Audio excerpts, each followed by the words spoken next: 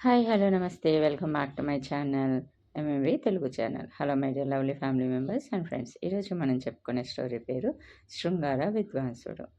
Software ఉద్యోగికి తప్ప వేరే వారికి పిల్లనిచ్చేది లేదని చెప్పినవాడు, నాలాంటి సంగీత విద్వాంసుడికి ఎందుకిచ్చి చేస్తానంటున్నాడు? ఇందులో ఏదో మతలబుందే పూరి. మతలబు లేదు, మర్మం లేదు. నీ అనుమానాలన్నీ కట్టిపెట్టి పుత్తడి బొమ్మ లాంటి నా మేనకోడలు చెయ్యి అందుకోరా రాజా అంది అన్నపూర్ణ. అది పుత్తడి బొమ్మో, ఇత్తడి బొమ్మో అని మనసులో అనుకొని తల్లి వెంట ఇష్టంగానే మేనమామ కుమారస్వామి ఇంటికి వెళ్ళాడు రాజా. అక్కడ శృతిని చూశాడు. తల్లి చెప్పినట్లు నిజంగానే పుత్తడి బొమ్మలా ఉంది. అందానికి అందం, నిండైన అవయవ సంపదతో నవనవలాడుతూ కుందనపు బొమ్మలా ఉంది శృతి. కానీ కానీ ఆమె ముఖంలో ఏదో నిస్తేజం, యవ్వనవతిలో ఉండాల్సిన ఉత్సాహం, చురుకుదనం ఆమెలో కనిపించటం లేదు. కళ్ళ కింద నల్లచారలు. అతడిని అనుమానం ఇంకా వీడలేదు. ఏదో తేడా కొడుతుందే అనుకున్నాడు. పైకి చెబుదామంటే తల్లి పూర్తిగా ఆమె తమ్ముడి ప్రభావంలో ఉంది. తమ్ముడితో సంబంధం కలుపుకొని అతనికి ఏదో ఉపకారం చెయ్యాలనే తపన ఆమెలో కనిపిస్తుంది. అతనికి చాయిస్ లేకుండా చేసి అక్కడికక్కడే తాంబూలాలు పుచ్చుకొని నిశ్చితార్థం చేసుకున్నారు అక్కాతమ్ముళ్ళు. పెళ్లికి దగ్గరలోనే ఉన్న ముహూర్తం కూడా పెట్టించేశారు. ఇలా చూడగానే అలా ముహూర్తాలు పెట్టించడం ఏంటే పూరి? శృతికి నేను నచ్చానో లేదో తెలుసుకున్నారా? నేనేమైనా అమెరికా వెళ్ళిపోతున్నానా? ఇంత హడావుడిగా ముహూర్తం ఫిక్స్ చేయడం ఏంటి? గోల పెట్టాడు రాజా. కళ్యాణం వచ్చినా కక్కొచ్చినా ఆగదని మన పెద్దలు ఊరికనే అన్నారట్రా. మీ ఇద్దరికి కళ్యాణ గడియలు వచ్చేశాయి. అందుకే అన్నీ ఒకదాని వెనుక ఒకటి చకచకా జరిగిపోతున్నాయి అని అన్నపూర్ణమ్మ సంబరపడిపోతుంది. తల్లి ముఖంలో అంత సంతోషం ఇటీవల కాలంలో చూడకపోవడంతో తన మనసులోని అనుమానాలన్నీ అదిమిపెట్టి శృతితో పెళ్లిపీటలు ఎక్కాడు.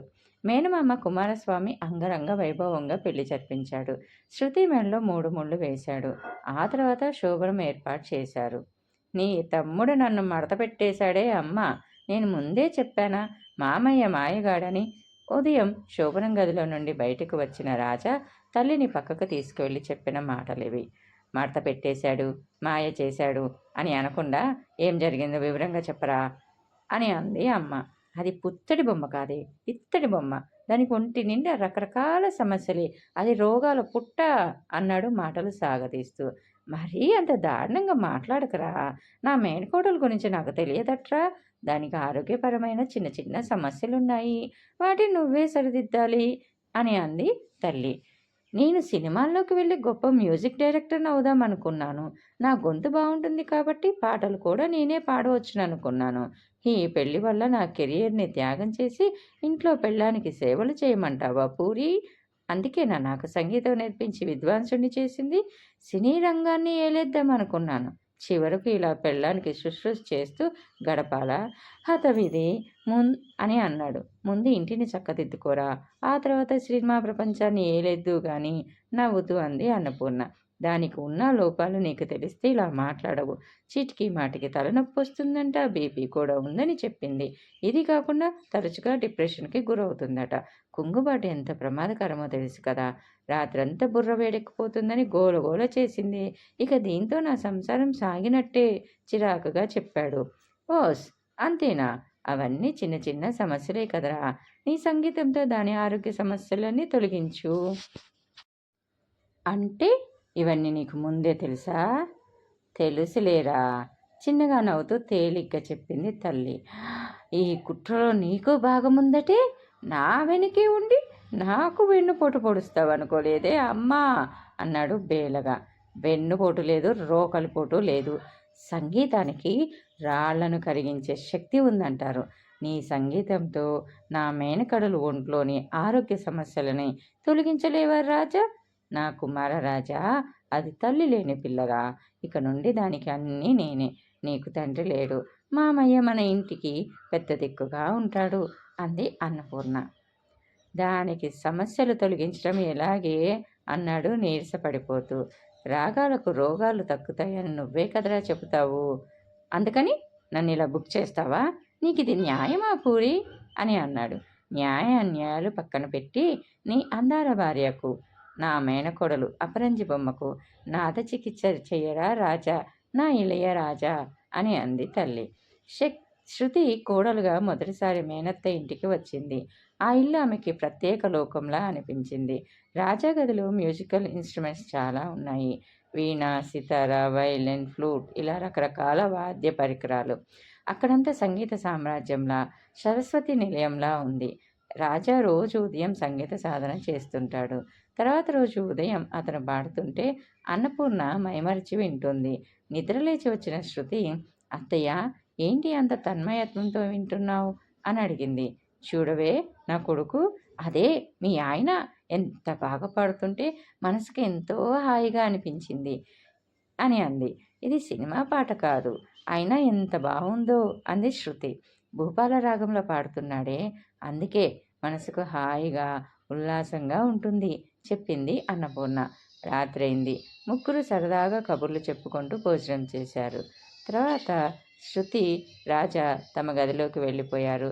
పడుకుంటావా అని అడిగాడు రాజా. నాకు నిద్ర పట్టదు బావా, ఏదైనా పాట పాడు అంది. అతను వీణ వాయిస్తూ శంకరాభరణం రాగంలో పాడటం మొదలుపెట్టాడు.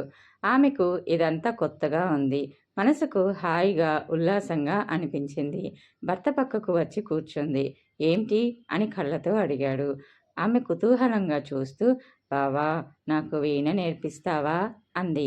ఇప్పుడా అతను ఆశ్చర్యంగా అడిగాడు. అవును, ఇప్పుడే. నువ్వు అలా వీణ వాయిస్తుంటే ఎంత బాగుందో తెలుసా, నాకు నేర్పించు బావా చిన్నపిల్లలా అడిగింది.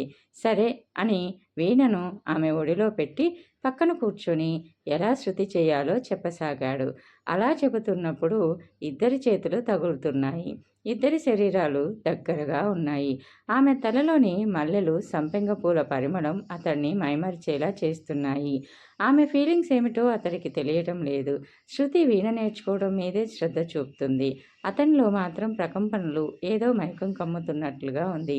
భార్యకు వీణ ఎలా మీటాలో చెబుతున్నాడు కానీ అంత దగ్గరగా ఉన్న శృతిని గట్టిగా కౌగిలించుకొని ముద్దు పెట్టుకోవాలనిపిస్తుంది. ఆమె ఇదేమీ పట్టనట్లుగా భర్త చెబుతున్నట్లు వీణ వాయించసాగింది. ఆ వీణా వాయిద్యం ఆమెను కొత్త లోకాలకు తీసుకువెళ్ళింది. మధ్య మధ్యలో శృతి సరిచేస్తున్న రాజా ఆమెలో వస్తున్న మార్పులను గమనించి సంతృప్తిగా నిట్టూర్చాడు. వండర్ఫుల్, తక్కువ టైంలోనే బాగానే నేర్చుకున్నావు, గ్రేట్ అని అభినందించాడు. అంతా నీ గొప్పతనం బావా, వీణ వాయించాలన్న నా కోరిక ఇంతకాలానికి నీ వల్ల తీరింది. సరే, ఇక పడుకో అన్నాడు ఆమె వంక ప్రేమగా చూస్తూ. అతను ఊహించని విధంగా రాజుని గట్టిగా కౌగిలించుకొని బుగ్గ మీద ముద్దు పెట్టి, థ్యాంక్ యూ బావా, థ్యాంక్ యూ వెరీ మచ్ అంది. అతడి నరనరాల్లో విద్యుత్ ప్రవహించి శృతిని అలాగే పొదిమి పట్టుకున్నాడు. ఆమె ఒళ్ళంతా ముద్దులతోనే ముంచెత్తాలనే కోరిక కలుగుతుంది. కానీ శృతి అతడి భుజం మీద చిన్నగా తట్టి, ఇక నన్ను వదిలితే పడుకుంటాను చిలిపిగా నవ్వుతూ అంది. ఆమెను వదలలేక వదిలాడు. భర్తను ఊరిస్తూ ఉడికిస్తూ వయ్యారంగా నడుచుకుంటూ వెళ్ళి మంచం మీద పడుకుంది. అతను ఆశగా భార్య వంక చూస్తున్నాడు. రారమ్మని చేతులు చాచి ఆహ్వానిస్తుందేమో, వెళ్ళి పెనవేసుకుపోదామని ఆత్రంగా చూస్తున్నాడు. ఆమెను విడిపించుకొని వెళ్ళిన ఆమె ఒంటి పరిమళం అతన్ని ఇంకా వదల్లేదు. మంచం మీద పడుకున్న శృతి అతని వంక చూసి, నువ్వు పడుకోవా బావా అంది గోముగా. రాజా నెమ్మదిగా ఆమె పక్కన చేరాడు. గతంలో మాదిరి ఆ నొప్పి ఈ నొప్పి అనటం లేదు. పర్వాలేదు, మార్పు కనిపిస్తుంది అనుకొని ధైర్యం చేసి ఆమె మీద చెయ్యి వేశాడు. నిద్రపోనివ్వా ఏంటి అంది. అతను షాక్ కొట్టినట్లుగా చెయ్యి వెనక్కి తీసుకున్నాడు. ఎప్పుడు నిద్ర పట్టిందో తెలియదు. తెల్లవారుజామున సంగీత సాధన సమయానికి మెలకువ వచ్చింది. కళ్ళు తెరిచి చూసిన అతను ఆశ్చర్యపోయాడు. శృతి రాజాను హత్తుకొని పడుకుంది. అతడి నరాల్లో విద్యుత్ ప్రవహించసాగింది. ఆమె చుట్టూ చేతులు బిగించి గాఢంగా హత్తుకున్నాడు. ఆమె అతడి తలలోకి వేళ్లు పోనిచ్చి నిమురుతూ, ఈరోజు సంగీత సాధన చెయ్యవా బావా అంది గోముగా. ఇలా హత్తుకుంటే ఎలా వెళ్ళేది అన్నాడు చిలిపిగా. అత్తయ్య ఇప్పటికి 2 సార్లు తలుపు కొట్టింది, ఆ తర్వాత నీ ఇష్టం అంది అల్లరిగా. నిజమా అని ఆమెను వదిలిపెట్టి కంగారుగా మంచం దిగాడు. ఎందుకంటే రోజు తెల్లవారుజామున లేచి సంగీత సాధన చెయ్యకపోతే ఆమె ఊరుకోదు. రాజా రోజంతా సంగీత సాధన చేస్తుంటాడు. సినీ సంగీత దర్శకుడు కావాలనే కోరికతో నిరంతరం ఏదో ఒక బాణీ కట్టి పాడుతుంటాడు. ఆనంద భైరవి, శంకరాభరణం, కళ్యాణ వసంత రాగాలు ఆ ఇంట వినిపిస్తూ ఉంటాయి. నీలాంబరి, కురంజి, హిందోళం వంటి రాగాలు అతను ఆలపిస్తుంటే అన్నపూర్ణ ప్రశాంతంగా కూర్చొని వింటూ ఉంటుంది. సంగీతం వల్ల ఇంత హాయి కలుగుతుందా? ఆశ్చర్యంగా అడిగింది శృతి. మరేమనుకున్నావే? సంగీతం దైవదత్తం. చూడు నా కొడుకు ఎంత శ్రద్ధగా సాధన చేస్తున్నాడో. సంగీతం కేవలం వినోదానికే కాదు, అది శారీరక, మానసిక ఆరోగ్యంపై ప్రభావం చూపుతుంది. కొన్ని రాగాలు పాడినా, విన్నా మనసుకు సంతోషాన్ని కలిగించే ఎండార్ఫిన్‌లు శరీరం విడుదలవుతాయి అని అంది. ఇవన్నీ నీకెలా తెలుసు? అడిగింది శృతి. నేను సంగీతం నేర్చుకున్నానే. నా కొడుక్కి తొలి గురువు నేనే. తర్వాత వాడు ఒక గొప్ప విద్వాంసుడి వద్ద అన్నీ నేర్చుకున్నాడు అంది నవ్వుతూ. ఆ రోజు రాత్రి గదిలోకి వెళ్ళాక మంచం మీద పడుకుంది శృతి. అదేంటి ఈరోజు ప్రాక్టీస్ చేయవా? నవ్వుతూ అడిగాడు రాజా. నెమ్మదిగా వచ్చి వీణ ముందు కూర్చుంది. ఆమె వీణ వాయిస్తుంది కానీ శృతి కుదరటం లేదు. నిన్నటి వరకు బాగానే వాయించావు కదా, ఇవాళేంటి శృతి తప్పుతోంది అని అన్నాడు. అయితే శృతి సరే చెయ్యి బావా అంది అతని వంక ఓరగా చూస్తూ. అతను దగ్గరగా వచ్చి ఆమె పక్కనే కూర్చొని ఆమె చేతులు తాకుతూ వీణ తీగలపై శృతి సరిచేయసాగాడు. భర్త స్పర్శకు ఒళ్ళు పులకరించటంతో ఆమెకు తెలియకుండానే బయట జారింది. అది చూసి అతని గుండె జారి గల్లంతైంది. ఏం చేయాలో పాలుపోక గుటకలు మింగుతూ ఇవాళ శృతి కుదరటం లేదేంటి అన్నాడు. అతని గొంతు అతనికే కొత్తగా అనిపించింది. మాట తడబడుతుంది. ఏమో బావా, వీణ శృతి తప్పుతుంది, నా మనసు గతి తప్పుతుంది అంది చిలిపిగా. ఆ మాటలకు రాజా గుండె నాయి తప్పింది. ఒంట్లో రక్త ప్రసరణ వేగం అందుకుంది. ఎందుకని అడుగుతూ ఆమెను మరింత దగ్గరగా జరిగాడు. తెలియదు బావా, ఈరోజు అన్ని సినిమా పాటలే గుర్తొస్తున్నాయి అని అంది. ఏ పాటలు? అతను చిన్నగా నవ్వుతూ అడిగాడు. అతని చేతులు తమకంగా ఆమెను తాకుతున్నాయి. ఆమె సిగ్గుపడుతూ అందం హిందోళం అదరం తాంబూలం అంది. ఇంకా? అతని గొంతు అతనికే గమ్మత్తుగా అనిపించింది. ఆమెను వెనుక నుండి గట్టిగా హత్తుకున్నాడు.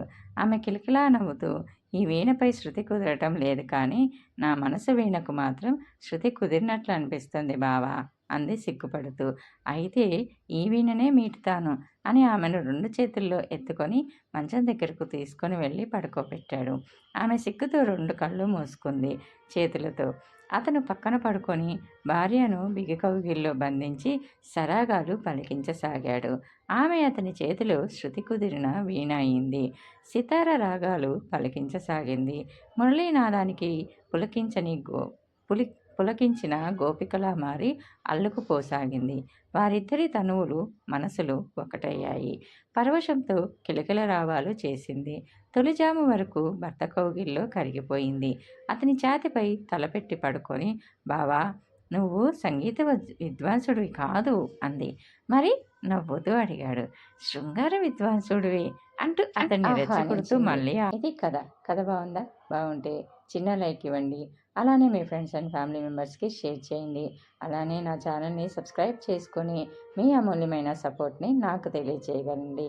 అలానే ఈ స్టోరీ నచ్చితే తప్పకుండా లైక్ చేయండి. ముందుగా అందరికీ సంక్రాంతి శుభాకాంక్షలు అండి. మీరు మీ కుటుంబ ఫ్యామిలీ మెంబర్స్ అందరూ హ్యాపీగా ఉండాలని మనస్ఫూర్తిగా కోరుకుంటున్నాను. ఓకేనా? Thanks for the watching. Bye bye, take care, see you soon again. మళ్ళీ మరొక కొత్త స్టోరీ తోటి మీ ముందుకు వస్తాను. అంతవరకు సెలవు మరి.